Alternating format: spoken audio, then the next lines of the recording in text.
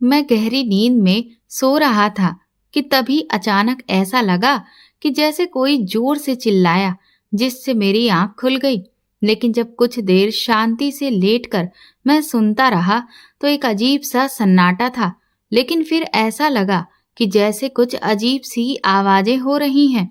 मैं उठकर बैठ गया और अपने बगल में देखा तो मेरी पत्नी वहां पर नहीं थी। मैं ये देखकर बुरी तरह से चौंक गया। मैं बिस्तर से उठा और लाइट जलाई तो जो नजारा मैंने देखा उससे तो मेरे होश ही उड़ गए थे, क्योंकि मेरी पत्नी के सारे कपड़े उस वक्त जमीन पर पड़े हुए थे जो वो पहनकर सोई थी, और कमरे का दरवाजा भी खुला पड़ा था। भला मेरी पत्नी ऐसी हालत में कहाँ चली गई? मैं तुरंत ही बाहर की तरफ निकलकर यहाँ वहां देख रहा था, लेकिन वो मुझे कहीं नजर नहीं आई। तभी मुझे मेरे पिता के कमरे से कुछ अजीब सी आवाजें सुनाई दी। मुझे कुछ शक हुआ और मैं दौड़कर उनके कमरे में गया तो वहां का नजारा देखकर मेरे तो पैरों तले से जमीन ही निकल गई थी, क्योंकि मेरी पत्नी उस वक्त मेरे पिता के साथ ऐसी हालत में थी जिसे एक पति कभी बर्दाश्त नहीं कर सकता था। लेकिन वो दोनों तो सारी हदें पार कर ऐसे खोए। आज का दिन बहुत ही खुशनुमा था और मौसम भी बहुत ही शानदार। बग्घी में बैठा हुआ मैं मन ही मन मुस्कुरा रहा था, जिसकी कई सारी वजहें थी। एक तो ये कि मैं जो बनना चाहता था वो बन गया था और अब मैं अपने परिवार के पास वापस लौट रहा था, और सबसे ज्यादा तो मैं उससे मिलने के लिए बेकरार था। अब तक तो वो बहुत खूबसूरत हो गई होगी। उससे मिलने के बारे में सोच सोच कर ही मेरे गाल शर्म से लाल हो रहे थे। बस अब कुछ दिन और, फिर मैं उसे हमेशा के लिए अपना ही बना लूंगा। ये बात मैंने खुद से ही बुदबुदाई। जैसे जैसे मेरी बग्घी आगे बढ़ रही थी, गांव वाले लोग बड़े ध्यान से बग्घी की तरफ देख रहे थे, इसलिए मैंने पर्दा हटाकर दरवाजे को थोड़ा सा खोल दिया। अब तो जो भी मुझे देखता तो बार बार सर झुकाकर नमस्कार करता। मैं भी पूरे सम्मान के साथ उनके नमस्कार का जवाब देता था। कुछ ही देर में मैं अपनी हवेली यानी कि अपने घर के सामने पहुंच गया था। घर के अंदर जाते ही मानो जैसे सभी लोग मुझे देखकर झूम उठे थे। मेरे पिता, माँ, मेरे दोनों भाई, चाचा चाची, सभी लोग। उनकी खुशी का ठिकाना ही नहीं रहा। सब एक साथ ढेर सारे सवाल करने लगे कि मैं अचानक बिना बताए यहाँ कैसे। मैंने कहा, अरे भाई, मुझे सांस तो लेने दो, मुझे बहुत जोरों की भूख लगी है, भला कुछ खाने भी तो दो। उसके बाद मैं सबके सवालों का एक एक करके जवाब देता हूँ। चैन से चाय नाश्ता करने के बाद मैंने बताया कि मेरी बैरिस्टर की पढ़ाई पूरी हो गई और इसीलिए अब मैं अपने घर वापस लौट आया हूँ। अब यहीं से मैं अपनी प्रैक्टिस करूंगा। मैंने परीक्षा इतने अच्छे नंबरों से पास की है कि सब जगह मेरा ही नाम छाया हुआ है, इसीलिए मुझे तो अभी से कई सारे केस मिलने लगे हैं। ये सुनकर मेरी माँ मेरी बलाए लेने लगी, कहने लगी, है मेरा लाल बहुत होशियार है, लेकिन पिताजी ने हमेशा की तरह अपनी भावनाएं बिल्कुल भी व्यक्त नहीं की। लेकिन मैं जानता हूँ वो भी गर्भ से फूले नहीं समा रहे हैं, लेकिन पिता है ना, इसलिए हमेशा अपने बंधनों में रहकर ही अपने प्यार को जताते हैं, क्योंकि उन्हें भी बाकी मर्दों की तरह यही गलत फहमी है कि अगर अपने प्यार को जता दिया तो उनकी इज्जत कम हो जाएगी। खैर, मैं ये सब समझता हूँ, इसीलिए अब मुझे पहले की तरह उनसे कोई शिकायत नहीं रही। इसके बाद मैं शहर से सबके लिए जो भी गिफ्ट्स लेकर आया था वो एक एक करके सबको देने लगा। तब तक मेरे घर का सबसे पुराना नौकर हरिया दौड़कर आया और मुझे देखकर खुश हो गया। कहने लगा, सब कह रहे थे कि छोटे मालिक लौट आए हैं, लेकिन मुझे तो यकीन ही नहीं हो रहा था। मैंने कहा, आओ हरिया, मैं खुद तुम्हारा कब से इंतजार कर रहा था। देखो, मैं तुम्हारे लिए भी शहर से कितनी अच्छी पोशाक लेकर आया हूँ।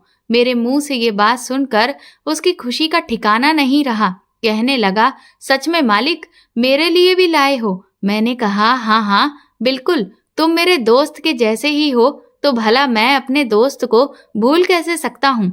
सबको सबके उपहार देने के बाद मैं तैयार होकर निकल पड़ा अपनी उस मंजिल की तरफ जिसका मैं इतने सालों से इंतजार कर रहा था। कुछ ही देर में मैं मीनाक्षी के घर के बाहर खड़ा था। जैसे ही मैंने उसके घर का दरवाजा खटखटाया और उसने मुझे सामने खड़ा देखा तो उसकी तो मानो चीख ही निकल पड़ी। जैसे कि उसने कोई भूत देख लिया हो। कुछ देर वो मुझे एकटक निहारती रही, फिर उसने धीरे से अपने आप को चियूटी काटी, क्योंकि उसे यकीन ही नहीं हो रहा था कि मैं उसके सामने खड़ा हूँ। मैंने उससे कहा, अब क्या दरवाजे पर ही खड़ा रखोगी या अंदर भी बुलाओगी? उसने अपने माथे पर हाथ मारा, कहने लगी, माफ करिए छोटे मालिक। मैंने उसे घूर कर देखा और कहा, अच्छा तो अब तुम मुझे छोटे मालिक कहकर बुलाओगी? मेरी इस बात पर उसने शर्म से अपनी आंखें झुका ली और मुझे आंखों के इशारों से ये बात जताई कि पीछे माँ बैठी हुई है। मैं समझ गया था। मीनाक्षी की माँ मुझे देखते ही खड़ी हो गई और कहने लगी, अरे छोटे मालिक, आप हमारे इस गरीब खाने में? मैंने कहा, हाँ काकी, शहर से आप लोगों के लिए कुछ चीजें लाया था, इसलिए सोचा कि खुद ही चलकर दे दूं। काकी कहने लगी, अरे आपने ये तकलीफ क्यों उठाई? हम खुद ही आ जाते। आप एक बार किसी से भी बुलावा भिजवा देते। मैंने कहा, कहाँ, मैं कोई मालिक नहीं हूँ और ना ही आप मेरी नौकर हैं जो मैं आपको बुलावा देकर बुलाऊं। मैं तो आपके बेटे जैसा हूँ और बेटा माँ के पास खुद ही चलकर आता है। ये कहकर मैंने उनके पैर छू लिए। वो एक झटके से पीछे हटी, कहने लगी, मैंने कितनी बार मना किया है छोटे मालिक कि ये सब मत किया करिए। आपको नहीं पता, आपका उपकार हमारे लिए कहीं मुसीबत ना बन जाए। मैंने कहा, मेरे होते हुए कोई आंख तो उठाकर देखे तो आपकी तरफ किसी की हिम्मत है जो मेरे खिलाफ खड़ा हो? काकी ने कहा, अरे नहीं नहीं, पूरे गांव में ऐसा कोई नहीं जो आपके खिलाफ जा सके। मैंने कहा, तो काकी, इतने समय बाद आपके पास आया हूँ, अपने हाथ का बना हुआ हलवा नहीं खिलाओगी? मेरी मनुहार पर काकी ने तुरंत ही मेरे लिए हलवा बनाकर तैयार किया। मैं जो भी उपहार मीनाक्षी और काकी के लिए लाया था वो सब मैंने उसके हाथों पर रख दिए। मीनाक्षी को मैंने इशारे से कहा कि शाम को वो मुझे मंदिर के पीछे मिले। अब बस मुझे अंधेरा होने का इंतजार था और जैसे ही अंधेरा हुआ मैं सबकी नजरों से बचता हुआ मंदिर के पीछे पहुंच गया, जहां इतने सालों तक मैं और मीनाक्षी हमेशा सबसे छुप छुप कर मिलते रहे थे। मीनाक्षी आज बहुत खुश थी। उसने मुझे देखते ही गले से लगा लिया, कहने लगी, मुझे तो लगा था कि तुम मुझे भूल ही गए होगे। मैंने कहा, कोई अपनी सांसों को भला कैसे भूल सकता है? सच कहता हूँ मीनाक्षी, इतने साल मैंने कैसे तुम्हारे बिना काटे हैं ये मैं ही जानता हूँ। लेकिन अब बस, अब मैं हमारे बीच की दूरी को खत्म कर दूंगा। मैं कल ही पिताजी से हमारे रिश्ते की बात करूंगा ताकि जल्द से जल्द मैं तुम्हें हमेशा के लिए अपना बना सकूं। मेरी इस बात से मीनाक्षी के चेहरे पर चिंता की लकीरें आ गईं। वो कहने लगी, राघव, मैं जानती हूँ कि तुम मुझसे बहुत प्यार करते हो और मैं खुद भी हमेशा तुम्हारी छाया बनकर जीवन साथी के तौर पर रहना चाहती हूँ। लेकिन हमारे बीच ये जो ऊंच नीच की दीवार है, इसे भी मैं कभी नहीं भूल सकती और इसीलिए मुझे नहीं लगता कि तुम्हारे पिताजी कभी भी हमारे रिश्ते के लिए तैयार होंगे। मैंने कहा, उसकी तुम फिक्र मत करो, वो सब तुम मुझ पर छोड़ दो। अगले दिन ही मैंने अपना फैसला अपने घर वालों के सामने सुना दिया और फिर वही हुआ जो मुझे पहले से पता था। बहुत बड़ा हंगामा खड़ा हो गया था। भला जो औरत न जाने कितने सालों से हमारे घर में नौकर का काम कर रही थी, उसकी ही बेटी को आज मेरे घर वाले अपने घर की बहू कैसे स्वीकार कर सकते थे? तो ये हंगामा खड़ा होना तो बनता था। पिताजी ने तो साफ साफ अपना फैसला सुना दिया कि चाहे कुछ भी हो जाए, लेकिन वो मेरी शादी मीनाक्षी से नहीं होने देंगे। हालांकि पूरे घर में इस शादी के पक्ष में सिर्फ मेरी माँ थी। माँ ने सबको समझाने की कोशिश की कि अगर राघव मीनाक्षी को इतना ही चाहता है तो हमें उसकी बात मान लेनी चाहिए। मैं मानती हूँ कि वो एक नौकरानी की बेटी है और हमारे बराबर की नहीं है, लेकिन शादी के बाद तो वो इस घर की बहू बनेगी, तब तो वो हमारे बराबर की ही हो जाएगी। लेकिन घर में कोई भी इस बात के लिए तैयार नहीं था। लेकिन मुझे अच्छे से पता था कि इन सबको राजी कैसे करना है। मैंने पहले तो गुस्सा करना शुरू कर दिया और उसके बाद मैंने एक चाकू उठाया और बस उसे अपने हाथ की कलाई पर रखा। थोड़ी ही देर में खून की धार बह निकली थी, जिसे देखते ही सबके हाथ पांव फूल चुके थे। उन सब में सबसे पहले मेरे पिताजी ही थे, जो मुझे तुरंत ही संभालने लगे। उन्होंने तुरंत गाड़ी निकालने का फरमान सुनाया। मेरे हाथ को किसी कपड़े से कसकर पिताजी ने ही थाम रखा था कुछ ही देर में हम अस्पताल पहुंच गए थे। मैं तो रास्ते में ही बेहोश हो गया था। मुझे कुछ पता नहीं चला और जब होश आया तो पिताजी की आंखें पूरी तरह से भीगी हुई थीं। मैंने आज पहली बार उन्हें रोते हुए देखा था। मुझे होश में देख पिताजी ने गुस्सा नहीं किया, बल्कि कहने लगे, ठीक है, तू जो चाहता है वो हो जाएगा, लेकिन आज के बाद अगर तूने कभी ऐसा कुछ भी किया तो तू मेरा मरा हुआ मुंह देखेगा, समझ लेना। मैं धीरे से मुस्कुराया और उनके आंसुओं को पोंछा। कहा, पिताजी, ना आपको कुछ होगा और ना ही मुझे। अगर आप पहले ही मेरी बात मान जाते तो मैं भला ऐसा करता ही क्यों। मैं भी तो आप लोगों को छोड़कर कहीं नहीं जाना चाहता था। एक हफ्ता तब बीता जब मीनाक्षी मेरी पत्नी बनकर मेरे घर आ चुकी थी। मैं बहुत खुश था, मेरी माँ भी बहुत खुश थी, लेकिन बाकी सब लोग बस खुश होने का दिखावा कर रहे थे। खैर, मुझे इस सब से फर्क भी नहीं पड़ता था, क्योंकि धीरे धीरे वक्त के साथ सभी लोग मीनाक्षी को अपना लेते। सारे रस्मों रिवाजों के बाद वो दिन भी आ गया था जिसका बेसब्री से मुझे इंतजार था। हमारी पहली रात थी। मैंने दिल खोलकर मीनाक्षी से अपने प्यार का इजहार किया था। मुझे आज भी याद है जब वो पहली बार अपनी माँ के साथ हमारे घर आई थी। उसे देखते ही मेरे अंदर एक अजीब सी शैतानी जाग गई थी। मैं उसे बहुत परेशान किया करता था और वो अक्सर मुझे देखकर डर जाती थी और दूर भागती थी। मेरी शिकायत अपनी माँ से करती थी कि ये मुझे बहुत तंग करता है, लेकिन मुझे उसे परेशान करने में इतना मजा आता था कि मैं हर वक्त उसके पीछे ही पड़ा रहता था। और फिर मुझे खुद भी पता नहीं चला कि जैसे जैसे मैं बड़ा होता गया, उसे तंग करते करते मैं कब उससे प्यार करने लगा और हमारे बीच दूरियां मिटने लगीं। मीनाक्षी भी, जो पहले मुझसे डरती थी, वो मेरे साथ महफूज महसूस करने लगी थी। शहर पढ़ाई करने जाने से पहले मैंने ये फैसला कर लिया था कि वापस लौटते ही मैं मीनाक्षी को हमेशा के लिए अपना बना लूंगा, क्योंकि मुझे ये डर था कि कहीं मेरे आने तक उसकी माँ उसकी शादी ना कर दे, जो कि मैं कभी बर्दाश्त नहीं कर सकता था। और इसीलिए मैंने इतनी जल्दबाजी में सब कुछ किया और आज वो मेरी पत्नी बनकर मेरे साथ है। अब मैं बहुत खुश था, लेकिन मुझे नहीं पता था कि मेरी इस खुशी को न जाने किसकी नजर लग जाएगी। अभी 2-4 दिन ही बीते थे कि एक रात किसी के जोर से चिल्लाने की आवाज आई। उठकर देखा तो मीनाक्षी कमरे में नहीं थी। उसके कपड़े सारे के सारे जमीन पर पड़े हुए थे। ये देखकर मेरे होश उड़ चुके थे कि मीनाक्षी ऐसी हालत में भला कहाँ गई। मैं दौड़ता हुआ बाहर गया, पर मुझे मीनाक्षी कहीं भी नजर नहीं आई। रात काफी थी, इसलिए मैं जोर जोर से उसे चिल्लाकर पुकार भी नहीं सकता था, वरना सारे घर वाले जाग जाते। कि तभी मुझे मेरे पिता के कमरे से कुछ अजीब सी आवाजें सुनाई दी। मैं भागता हुआ उनके कमरे की तरफ गया तो वहां का नजारा देख मेरे होश उड़ गए थे। मीनाक्षी उस वक्त बिल्कुल ऐसी हालत में मेरे पिता के सामने खड़ी थी जैसे कोई औरत सिर्फ अपने पति के सामने ही जा सकती है। ये देखकर मैं शर्म से भर गया था।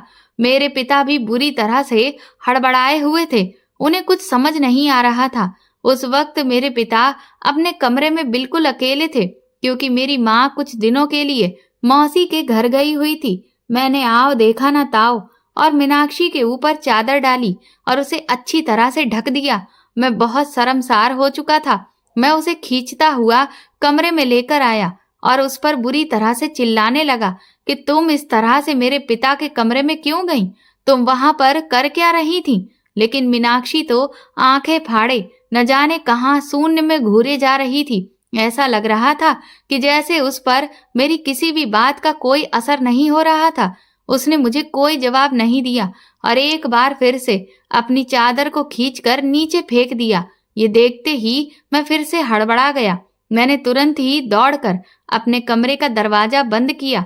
मीनाक्षी ने अपने कपड़ों को पहना और उसके बाद वो चुपचाप बिस्तर पर लेटकर ऐसे सो गई जैसे मानो न जाने कितनी गहरी नींद से आ रही हो। मुझे कुछ भी समझ नहीं आ रहा था। मैंने सोचा कि मैं उससे सुबह उठकर बात करता हूँ, लेकिन सुबह जब मैंने उससे इस बारे में पूछा तो वो तो ऐसे जवाब दे रही थी जैसे उसे कुछ पता ही नहीं।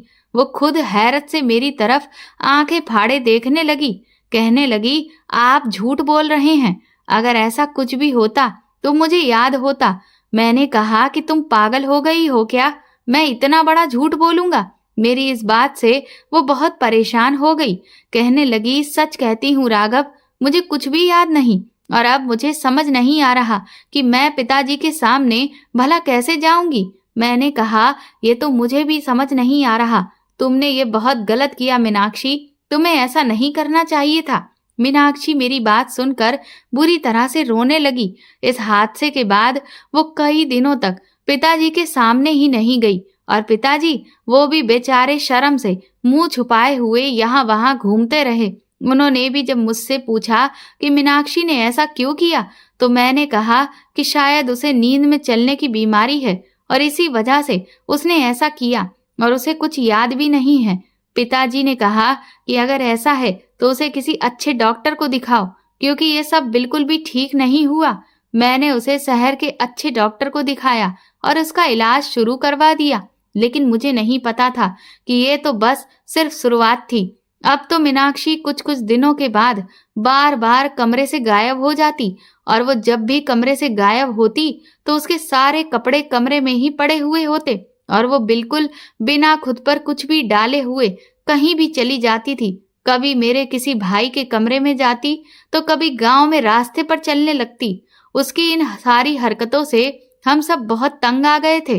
घर में सभी लोग कहने लगे कि हमने तुम्हें पहले ही मना किया था कि तुम इस मीनाक्षी से शादी मत करो, लेकिन तुम्हें हमारी बात समझ में नहीं आई।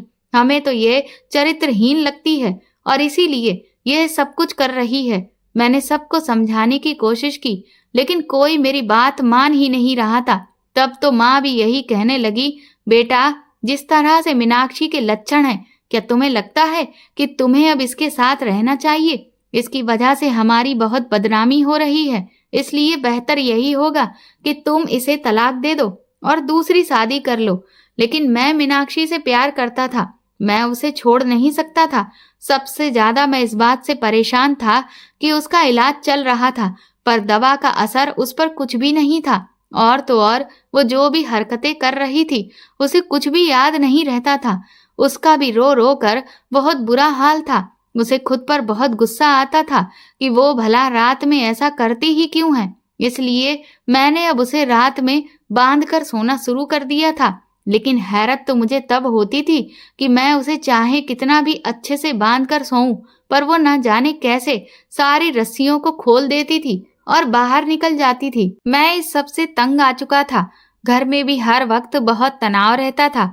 इसलिए मैंने फैसला किया कि मैं अपनी पत्नी को लेकर शहर चला जाऊंगा। इसलिए सबके मना करने के बावजूद भी मैंने अपना और मीनाक्षी का सामान बांधा और उसे लेकर मैं वहां से निकल पड़ा।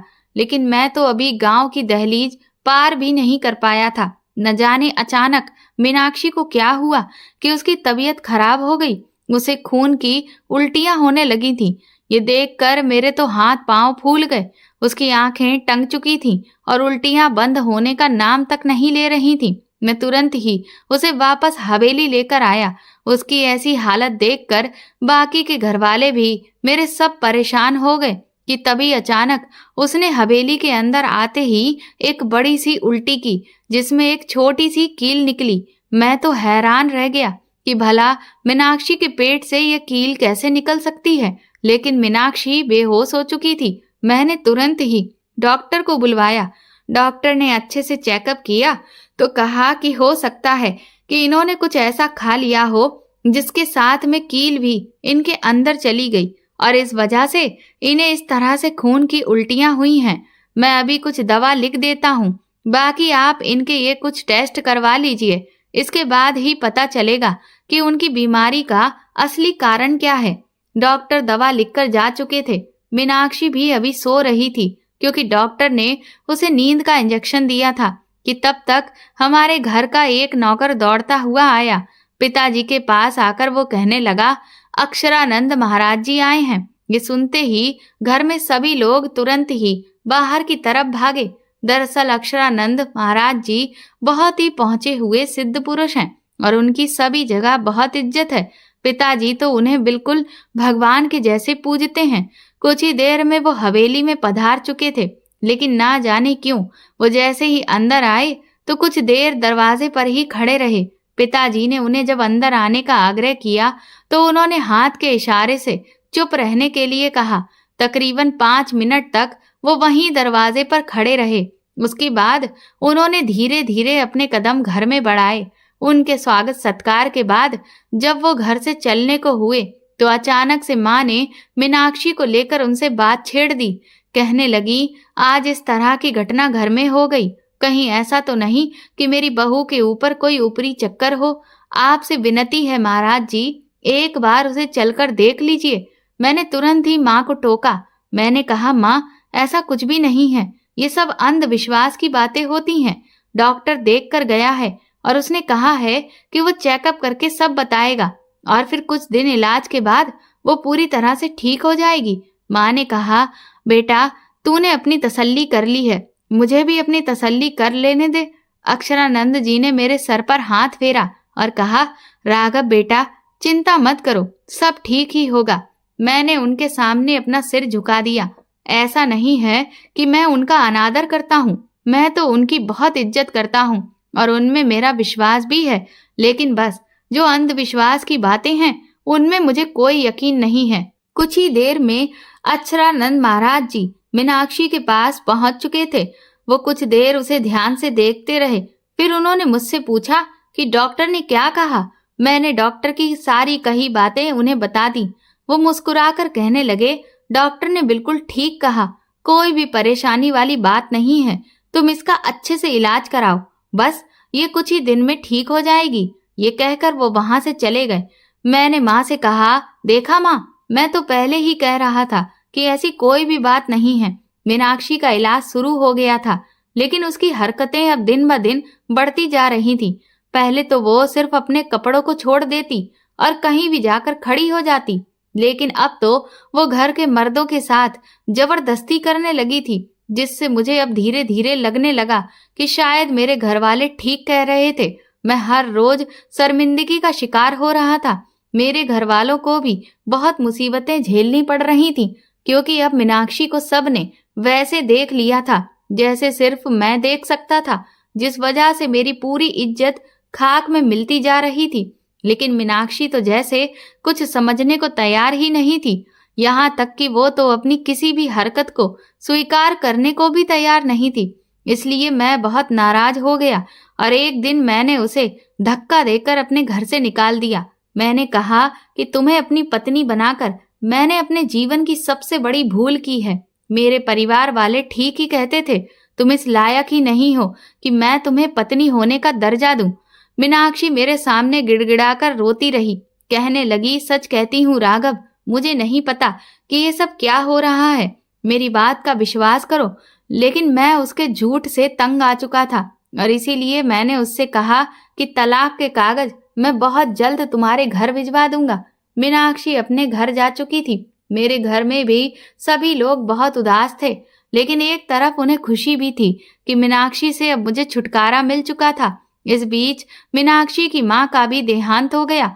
अब वो इस दुनिया में बिल्कुल अकेली रह गई थी। कुछ दिन ही बीते थे और शहर में मेरे साथ जो मेरी दोस्त पढ़ती थी, मैंने उससे कोर्ट मैरिज कर ली और उसे घर लेकर आ गया। जैसे वही मैंने अपने घर वालों को अपनी दूसरी शादी के बारे में बताया तो इस बार भी वो दंग रह गए थे। पिताजी कहने लगे कि तुमने तो हमारी नाक में दम करके ही रखा हुआ है, भला कम से कम इस बार तो हमारी मर्जी से शादी कर लेते।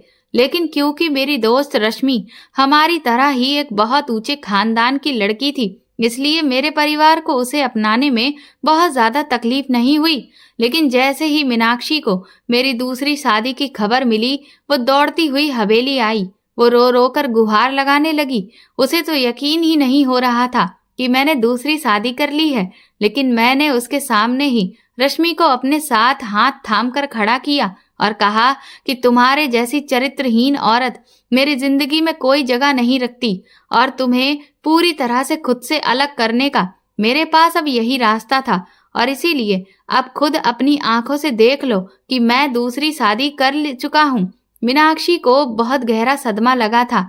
मेरी इस बात के बाद में वो चुपचाप वापस अपने घर लौट गई।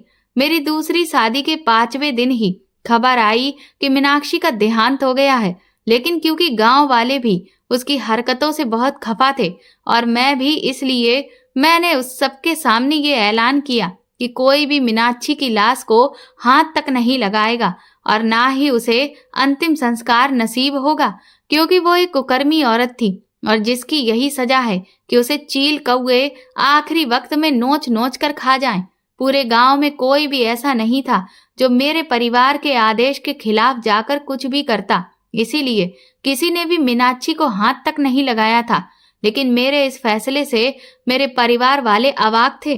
पिताजी कहने लगे, मैं मानता हूँ राघव कि मीनाक्षी ने जो भी काम किए वो बहुत ही गिरे हुए थे, लेकिन इसकी इतनी बड़ी सजा, कम से कम अंतिम संस्कार तो उसे नसीब होना ही चाहिए। जो भी था, पर उसकी माँ ने सालों साल हमारे घर की सेवा की है। मैंने पिताजी से कहा कि वो सब अब मैं नहीं जानता। मीनाक्षी ने मेरे प्यार का जो बदला दिया उसे मैं कभी भूल नहीं सकता।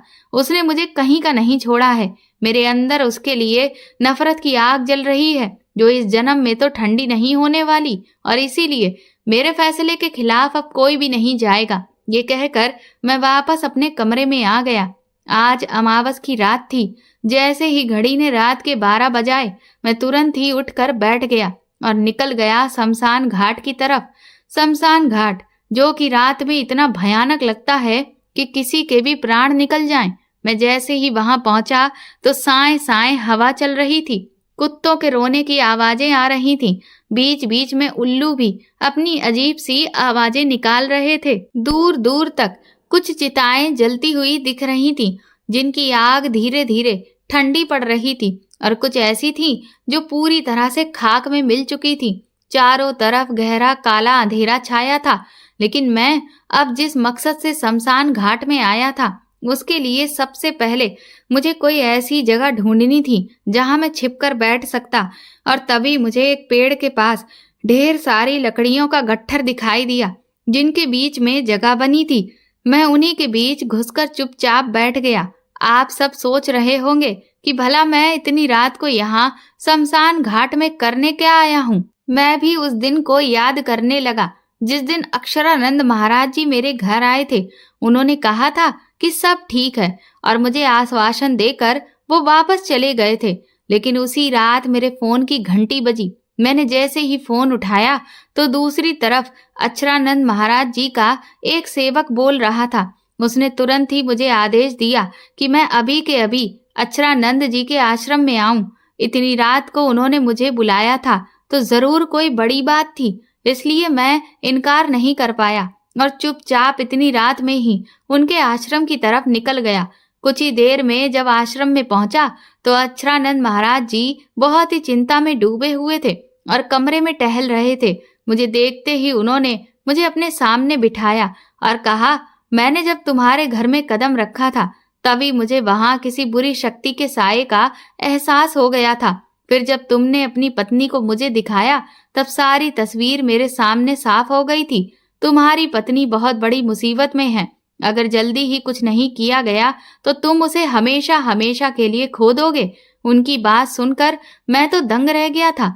मैंने कहा कि आपने तो कहा था कि सब कुछ ठीक है।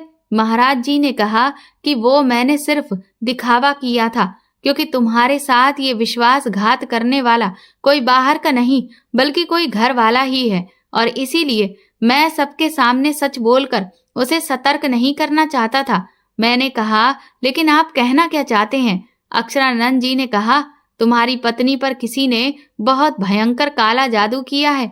वो जो कील उसके मुंह से निकली थी ना, वो उस बात का सबूत है कि उस पर जो काला जादू हुआ है उसकी वजह से उसकी जान अब उसके शरीर में नहीं बल्कि किसी और के पास कब्जे में है, जो उससे अपनी मन मर्जी करवा सकता है, और तो और कुछ ही दिनों में वो उसकी जान भी ले लेगा। मैंने कहा, लेकिन भला मीनाक्षी के ऊपर कोई काला जादू क्यों करेगा? अक्षरानंद जी कहने लगे, ऐसा करने की कुछ वजह होती हैं, जलन की भावना या बदले की भावना। अब इनमें से क्या है ये मैं नहीं जानता, लेकिन मीनाक्षी की जान खतरे में है, इसलिए हमें जल्दी ही इस बात का पता लगाना होगा कि किसने मीनाक्षी पर ये काला जादू किया है, क्योंकि जब तक उस इंसान का पता नहीं चलेगा हम मीनाक्षी को नहीं बचा सकते। मुझे पहले तो अक्षरानंद जी की बातों पर यकीन नहीं हो रहा था, लेकिन फिर उन्होंने मुझसे कहा कि मैंने तुमसे वो कील और मीनाक्षी का कोई भी ऐसा सामान जो वो इस्तेमाल करती हो लाने को कहा था, वो तुम ले आए हो ना। मैंने उनके सामने मीनाक्षी के हाथ का कंगन और वो कील रख दी। इसके बाद उन्होंने एक कटोरे में पानी भरा, जिसमें सबसे पहले उस कील को डाला, लेकिन उस पानी में कुछ भी नहीं हुआ। अक्षरानंद जी कहने लगे, तुम्हें मेरी बात पर यकीन नहीं है, लेकिन अगर मीनाक्षी का कंगन इस पानी में डालते ही ये पानी काला पड़ गया, तब तो तुम्हें यकीन करना ही पड़ेगा। और सच में जैसे ही उन्होंने मीनाक्षी का कंगन उस पानी में डाला, वो पानी पूरी तरह से काला पड़ चुका था। हैरत से मेरी आंखें तो बाहर निकल आई थीं। ऐसा तो मैंने कभी नहीं देखा था। अब मुझे लगने लगा कि कहीं अक्षरानंद जी की बात सच तो नहीं। अब ये वो समय नहीं था जहां मैं अपने शक को दूर करने के लिए अलग अलग प्रयोग करता, क्योंकि मीनाक्षी की जान से ज्यादा मेरे लिए कुछ भी जरूरी नहीं था। मैंने उन्हें एक एक करके सारा घटनाक्रम बता दिया, जिसको सुनने के बाद अक्षरानंद जी ने कहा कि ये जो भी इंसान है वो तुम्हें मीनाक्षी से अलग करना चाहता है। वो तुम दोनों को एक साथ देख नहीं सकता, और इसीलिए अब मैं जैसा कहता हूँ वैसा करो।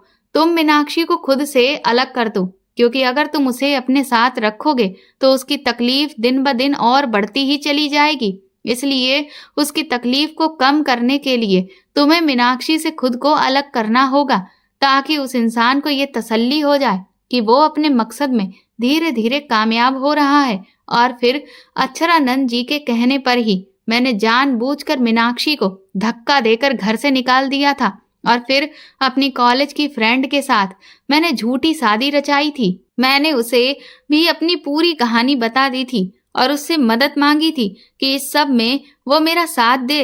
वो मेरी बहुत अच्छी दोस्त थी और इसलिए उसने इस मुसीबत की घड़ी में मेरा पूरा पूरा साथ दिया। अक्षरानंद जी ने कहा कि काले जादू को काटने का बस एक ही रास्ता है, कि जिसने भी ये काला जादू किया है वो जिस दिन मीनाक्षी को पूरी तरह से उसके शरीर से आजाद करने के लिए आएगा, उस वक्त तुम्हें उसकी इस विधि को पूरा नहीं होने देना है। लेकिन ये भी याद रखना है कि मीनाक्षी की जान अब उस इंसान ने अपने शरीर में ही कैद कर ली है, और तुम्हें उसकी जान को उसके शरीर से बाहर निकालना है, क्योंकि अगर ऐसा नहीं हुआ तो मीनाक्षी भी कभी जिंदा नहीं हो सकेगी। अक्षरानंद जी ने बताया था कि अमावस वाले दिन मीनाक्षी जिंदा लाश बन जाएगी, मतलब दुनिया के लिए वो मर चुकी होगी, जबकि असल में वो मरी नहीं होगी, क्योंकि उसकी जान तो किसी दूसरे के शरीर में कैद होगी। और इसीलिए तुम्हें कुछ ऐसा करना होगा कि उसके शरीर को आग के हवाले ना किया जाए, क्योंकि तभी तुम उसे वापस से जिंदा कर सकोगे। मैंने अक्षरानंद जी से कहा कि लेकिन मुझे ये पता कैसे चलेगा कि किसने मीनाक्षी के ऊपर काला जादू किया है। उन्होंने कहा कि वो जो भी इंसान है, जब मीनाक्षी के शरीर को अग्नि के हवाले नहीं किया जाएगा तो वो रात के ठीक 2 बजे उसके शरीर को लेकर शमशान घाट पर पहुंचेगा, और वहां उसके शरीर के ऊपर बैठकर कुछ मंत्रों को पढ़ने के बाद उसके हाथ पर एक और कील गाड़ेगा, जो कि वो आखिरी कील होगी जिससे मीनाक्षी मुक्ति की तरफ आगे बढ़ेगी। इसके बाद वो अपना खून मीनाक्षी के मुंह में डालेगा, और फिर वो उसके सीने में वो अभिमंत्रित खंजर घोंपेगा, जिससे मीनाक्षी की जिंदगी की आखिरी डोर भी टूट जाएगी। लेकिन अगर तुम उस खंजर को इस इंसान के सीने में ही घोंप दोगे तो मीनाक्षी हमेशा हमेशा के लिए इस काले जादू से आजाद हो जाएगी, और उसकी जिंदगी भी उसे वापस मिल जाएगी। इसके लिए तुम्हें शमशान घाट जाना होगा। उनके कहने के मुताबिक ही मैं आज यहाँ आया हूँ। मुझे किसी भी तरह से मीनाक्षी को बचाना है, और ये भी जानना है कि भला कौन इंसान है वो जिसने मुझे इतना बड़ा धोखा दिया। उस दिन जब मैं घर लौटा था तो मुझे अपने ही घर वालों पर शक हो रहा था। कभी लगता कि क्या मेरे पिताजी ऐसा कर सकते हैं, कभी लगता कि क्या मेरे भाई या माँ ने ऐसा किया होगा। मुझे ये सब सोच सोच कर ही नफरत सी हो रही थी, लेकिन मेरा दिमाग काम ही नहीं कर रहा था। अपनों के भेष में न जाने कौन वो भेड़िया था जिसने मेरी पीठ पर छुरा भोंक दिया था, जिसे मेरी खुशियां बर्दाश्त ही नहीं हुई थी। मैं जानता हूँ कि जब मैंने मीनाक्षी से शादी की थी तो कोई भी इस शादी से खुश नहीं था, लेकिन मैंने कभी ये कल्पना भी नहीं की थी कि मुझे मीनाक्षी से अलग करने के लिए वो इंसान इस हद तक गिर जाएगा। अभी मैं ये सब सोच ही रहा था कि तभी मुझे कुछ ऐसी आवाज सुनाई दी जैसे कोई कुछ घसीट कर लेकर आ रहा हो, और तभी मैंने एक आदमी को देखा जो मीनाक्षी के शरीर को घसीट कर ला रहा था। उसकी पीठ मेरी तरफ थी, मुझे उसका चेहरा नहीं दिख रहा था। ये देखकर मेरे तो रोंगटे ही खड़े हो गए। उसने पूरी ताकत से मीनाक्षी के शरीर को उठाया और जो चिता पहले से ही दूसरी तरफ सजाई गई थी उस पर मीनाक्षी को लिटा दिया, और जैसे ही वो घूमकर मीनाक्षी के ऊपर आकर बैठा, मेरे तो मानो जैसे होश ही उड़ चुके थे। मैंने कभी सपने में भी नहीं सोचा था कि मुझे धोखा देने वाला ये इंसान हो सकता है। मैंने इसे हमेशा अपना समझा, हमेशा इसे सहारा दिया, और इसने क्या किया, सामने से इसने हमेशा मुझे ऐसे दिखाया कि जैसे ये तो मेरा न जाने कितना भला चाहता है, मेरा कितना वफादार है, लेकिन पीठ के पीछे ये मेरी वार करता ही रहा। अक्षरानंद जी ने जैसा कहा था वो इंसान ठीक वैसा ही कर रहा था।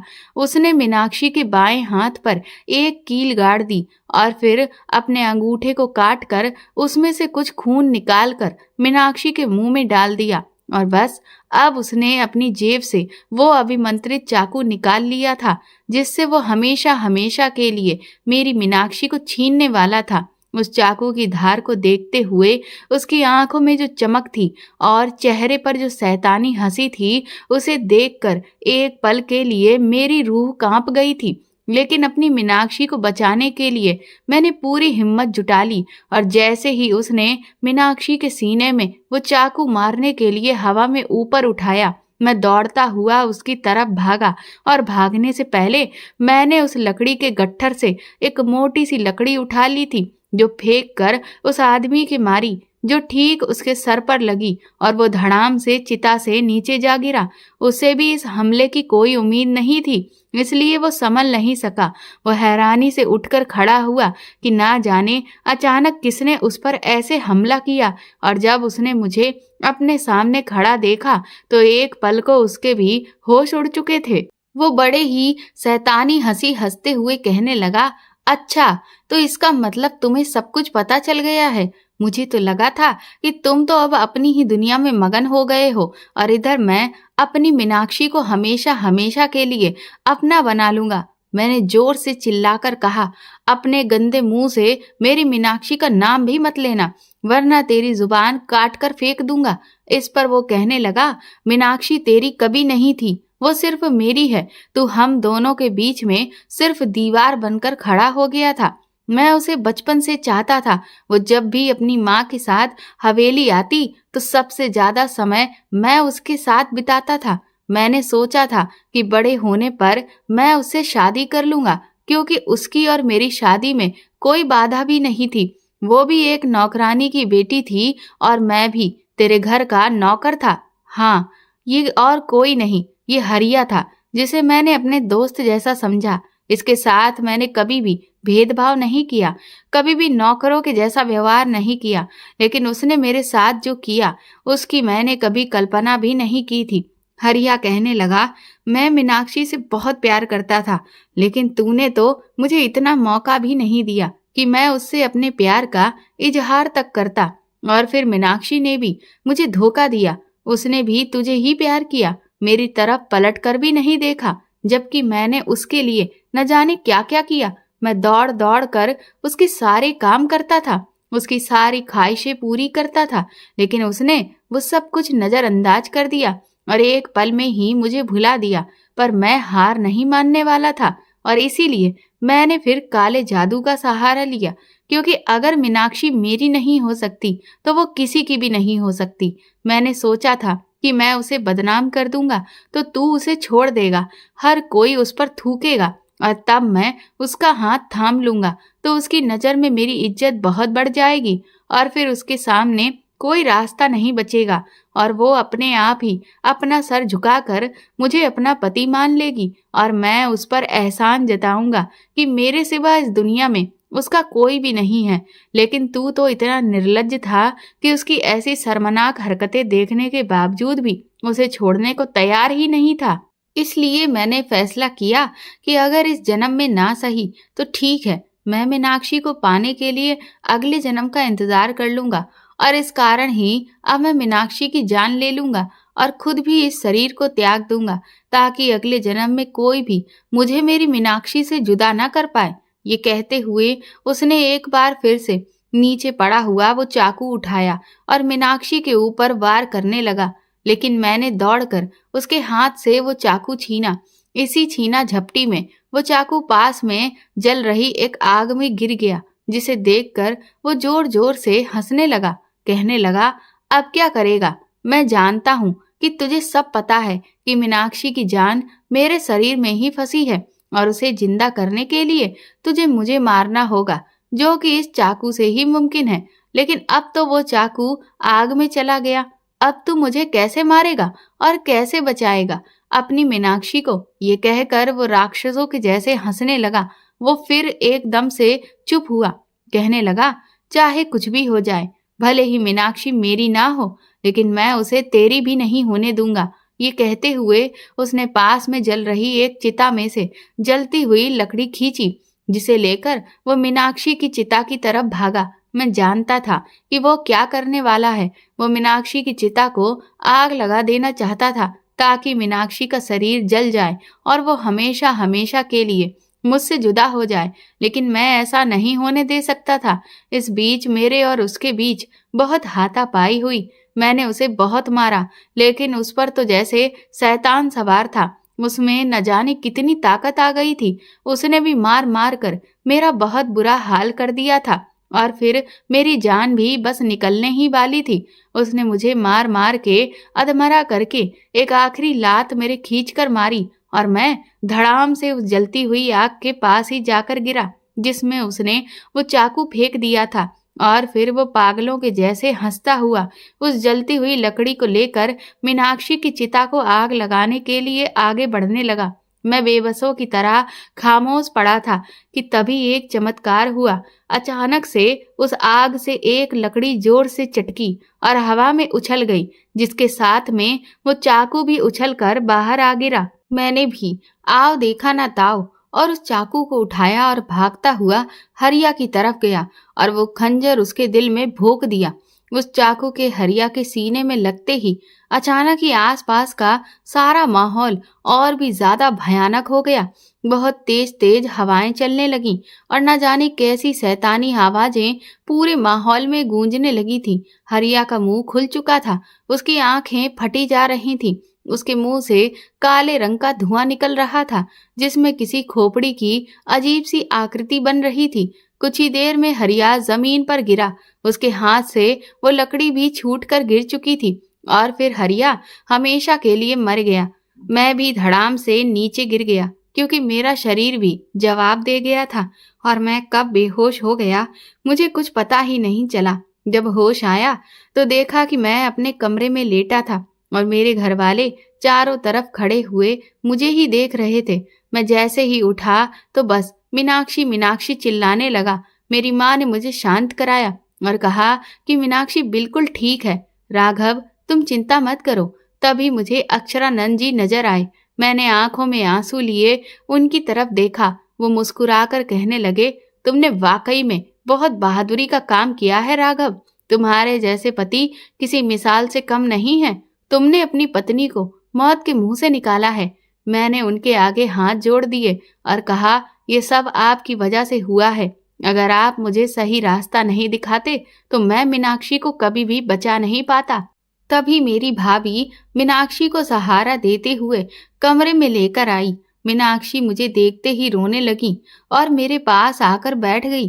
कहने लगी, राघव मुझे माफ कर दो। मुझे तो पता ही नहीं था कि हरिया की मुझ पर गलत नजर है। मैंने तो हमेशा उसे सिर्फ एक दोस्त की नजर से देखा था, लेकिन वो तो अपने मन में मुझे लेकर इतने घिनौने मंसूबे पाले था कि मुझे अंदाजा भी नहीं हुआ।